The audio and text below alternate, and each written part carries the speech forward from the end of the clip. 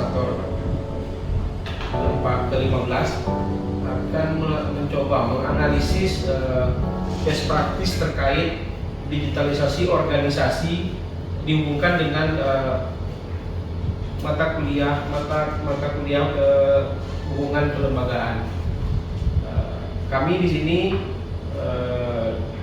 dibagi ke dalam 2 kelompok dan kami berada di kelompok yang pertama.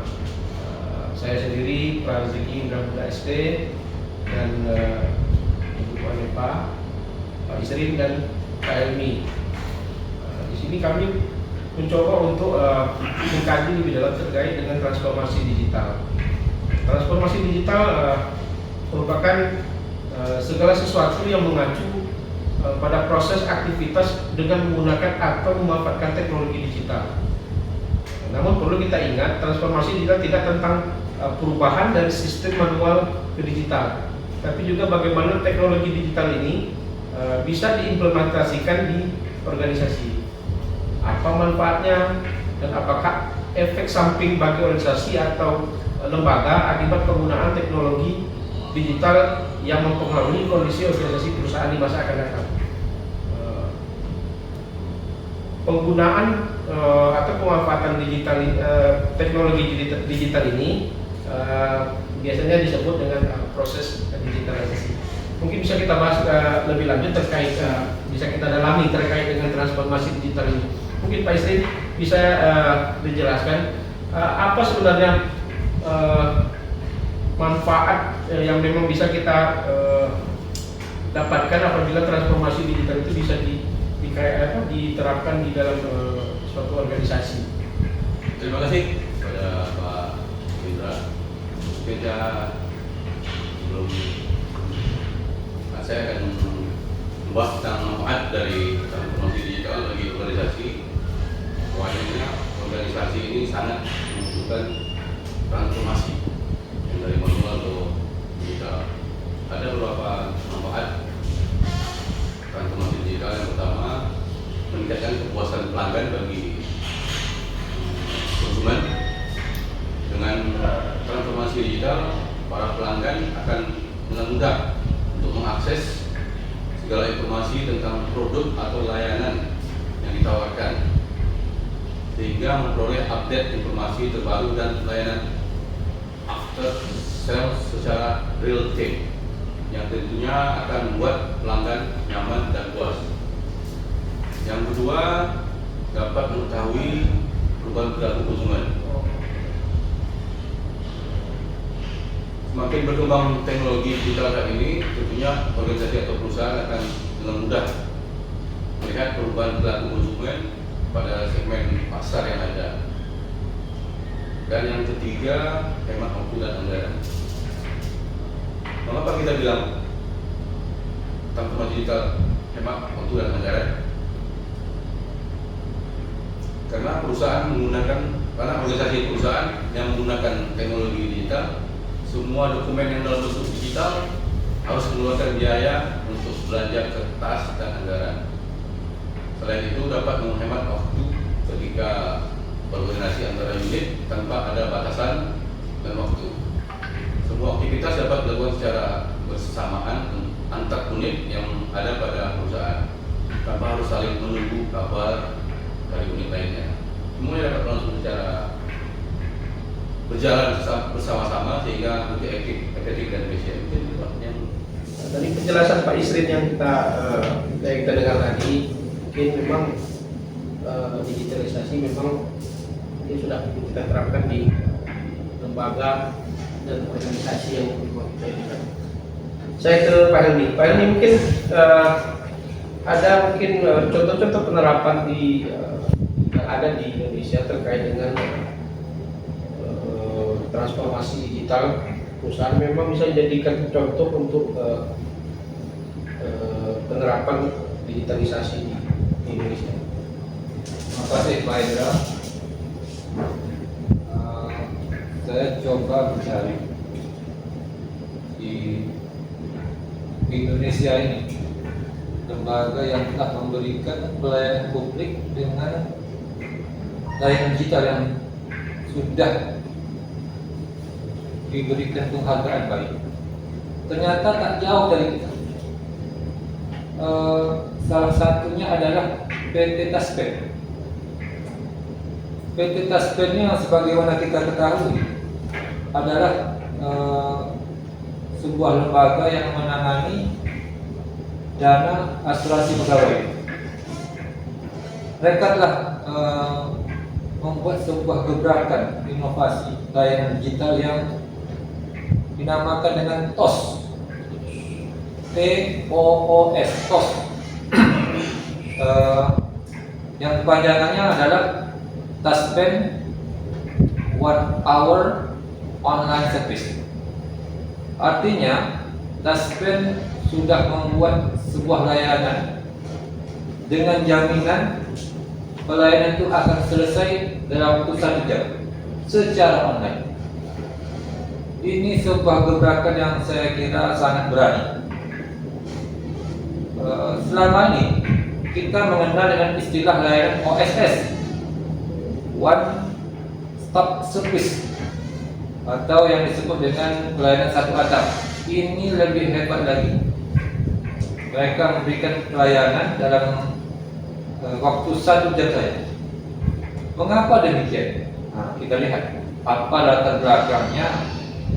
Taspen ini berani memberikan layanan secara online cukup 1 jam saja. Karena mereka melayani orang-orang tua, orang-orang yang sudah memasuki batas usia pensiun. Bayangkan jika layanan ini lama, orang tua mana sanggup lagi lama-lama. Untuk bergerak ya mereka sangat berat, apalagi disuruh menunggu lama. Bisa-bisa tensinya naik, kesehatannya menurun gara-gara disuruh tunggu lama. Jadi ulang terus ya, ulang terus. Jadi begitulah Pak. Taspen merespon kebutuhan pesertanya dengan memberikan sebuah layanan digital agar memudahkan dan mempercepat sehingga pelayanan ini menjadi cepat. Apakah keberhasilan TOS ini mendapat pengakuan? Sudah mendapat pengakuan. Jadi di tahun 2023 Taspen dengan layanan TOS-nya ini sudah mendapat penghargaan dari pemerintah kita, dari Menpan, sebagai salah satu dari 45 lembaga yang memberikan pelayanan publik terbaik. TOS salah satu. Bukan hanya dari pemerintah, dari pihak swasta yang dikenal dengan Digital Technology and Innovation Award tahun 2024, TOS juga mendapat penghargaan sebagai salah satu dari 5-star gold The Best ICT Business Strategy tahun 2024. Begitulah Taspen diberikan pengakuan terhadap kinerjanya. Apa yang menjadi layanan dari TOS ini? Mereka memanfaatkan platform website. Sebagaimana kita ketahui, selama ini kita menggunakan website itu hanya sekedar menayangkan dan menampilkan informasi saja. Tapi Taspen sudah meletakkan fitur-fitur layanan di dalam websitenya, dan mereka meletakkan layanan itu dengan sangat user friendly, sangat mudah, jadi tidak sulit. Karena ini memang luar biasa ya Taspen.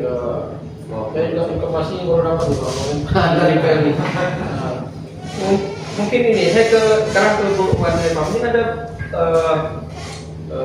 lembaga atau organisasi lain yang memang juga sudah menerapkan hal yang sama terhadap PT Taspen. Ada informasi? Mungkin sama seperti yang Pak Helmi sampaikan tadi, saya juga merasa BPJS juga mirip-mirip dengan PT Taspen. Cakupan untuk wilayah pengelolaannya itu mencapai se-Indonesia. Kemarin saya pernah membaca itu dalam satu dekade terakhir per 1 Maret itu 2024 itu untuk kepesertaannya itu sudah mencapai 268 lebih juta atau sekitar 96% penduduk Indonesia. Jadi kalau mengingat besarnya jumlah cakupan itu dibutuhkan kecepatan dan ketepatan dalam mendukung program tersebut. Bagaimana JKN kesehatan ini BPJS bisa memanfaatkan TIK dan transformasi digital menjadi sebuah kebutuhan yang mutlak. Mungkin itu saja Pak Indra. Tambahan dari saya. Dari penjelasan dari Pak tadi dan Pak Yati, memang ada yang menggelitik di saya terkait dengan integrasi. Terkait integrasi ini berarti dia digitalisasi ini tentu saja tidak bisa berdiri sendiri yang berdasarkan dengan JKN tadi. Bisa dijelaskan terkait dengan integrasi dari mungkin kami bisa menjelaskan spesialitaskan seperti apa dia? Apakah dia bisa berdiri sendiri atau dia memerlukan lembaga lain untuk menjalankan aplikasi ini? Baik, memang tidak ada kesuksesan itu datang dengan usaha sendiri, pasti ditopang atau dibantu oleh pihak yang lain. Saya melihat bahwa PT Taspen juga PT Taspen ini mereka dibantu dan disuplai datanya oleh PKN karena hampir semua data pegawai itu ada di PKN. Dengan adanya data dari PKN ini, maka data pegawai itu menjadi up to date. Dan dengan data yang up to date, ketika peserta Taspen menginput informasi atau data yang juga valid, maka secara otomatis datanya juga akan valid. Dan validitas inilah yang membuat PT Taspen ini mampu untuk memberikan layanan secara otomatis. Jadi betul bahwa tetap ada kolaborasi antara PT Taspen dengan JKN. Tapi selain itu saya juga melihat bahwa kunci sukses daripada PT Taspen ini dengan layanan TOS-nya adalah mereka sangat respon dengan kemajuan teknologi. Memang mau tidak mau, dengan adanya perkembangan teknologi, layanan yang cepat, tepat, efektif, efisien dan transparan ini harus dengan menggunakan teknologi. Jadi PT Taspen sudah merespon itu dengan baik dan tepat sehingga mereka berhasil memberikan layanan. Yang kedua, juga mereka yang saya sampaikan tadi, mereka ini orientasinya ke kepuasan peserta. Aplikasi yang mereka bangun itu sangat user friendly. Sekali lagi saya bilang user friendly, mudah dipahami dan mudah diaplikasikan. Itu salah satu kunci suksesnya juga. Nah, yang terakhir mereka didukung oleh pihak-pihak lain dan itu terbukti adanya penghargaan yang diberikan sehingga mereka menjadi lebih percaya diri.